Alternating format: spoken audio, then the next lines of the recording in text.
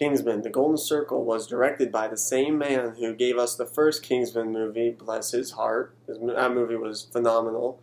This movie brings back Taron Egerton as Eggsby once again, and this time things are a lot different. Their headquarters have been blown up, and someone is now selling a virus as a drug to people, and so it is up to Eggsby and the rest of the Kingsmen to defeat them. However, they have to come to the United States and work alongside the Statesmen. Because why not? Because that's the name, I guess. Statesmen. I'm not going to judge them. It makes sense. They're in the States, so why not? This movie was rather interesting in a couple reasons, and I'll get to those reasons in a bit. But first, let me point out all the good of this movie, because yes, there was bad in this movie.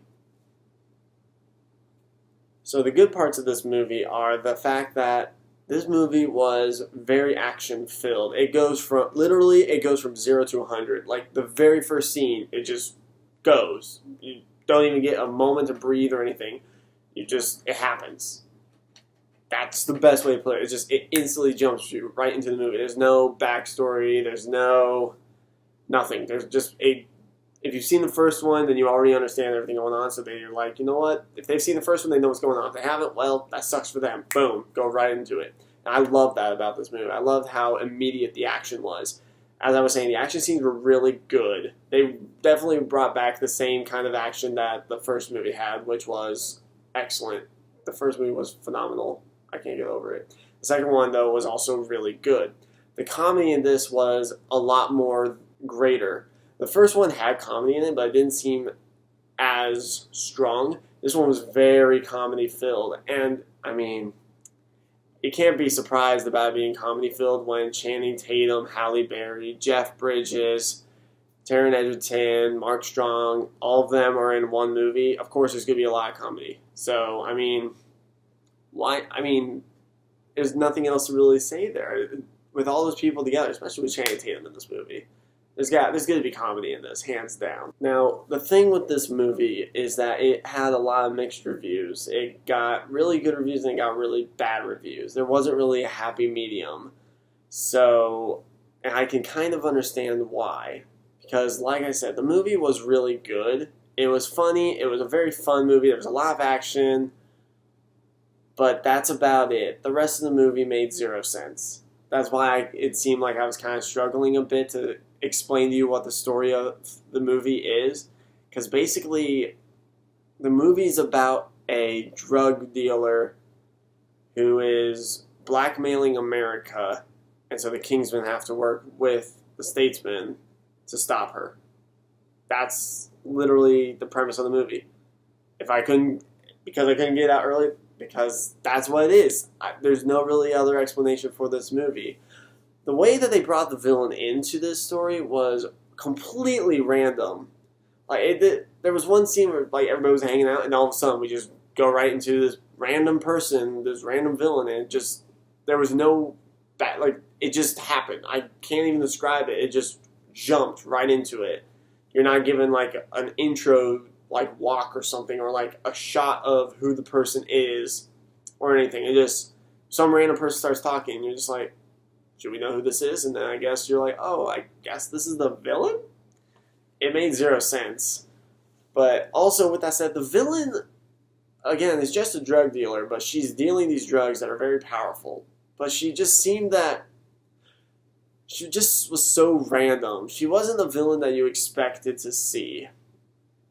Then again, we had Samuel L. Jackson play a villain in the first one. Anyways, she just seemed out of place with everything that was going on. Well, I mean, I'm not trying to do spoilers, but she kind of literally was out of place. Just her personality in this was way off. It just seemed wrong for this whole movie. Now, as I was saying, for her story, it made no sense. But the storyline with just showing her and everything, her diabolical scheme, it just seemed so random and out of place with the rest of the movie. The Kingsman story, however, everything that was going on in the Kingsman's plot line, I guess you could call it, was amazing. There was everything that you could ask for the most part.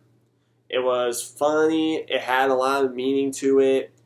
It was really good. I liked that part of the movie. Now, in the first movie, we got to see Eggsby evolve, I guess you could say. He grew up from this jockey kind of prick to a Kingsman who has high class and such.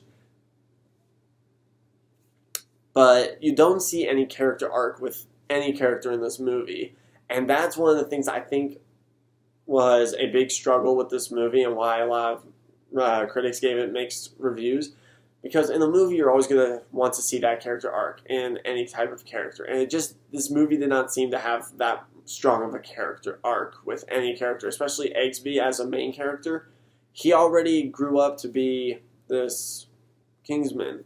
So there's really nowhere else that he can evolve up to and character arc up to. Now, as I said before, this movie was very funny, and there was a lot of jokes in this movie, and there was a lot of action in this movie too that was really, really good.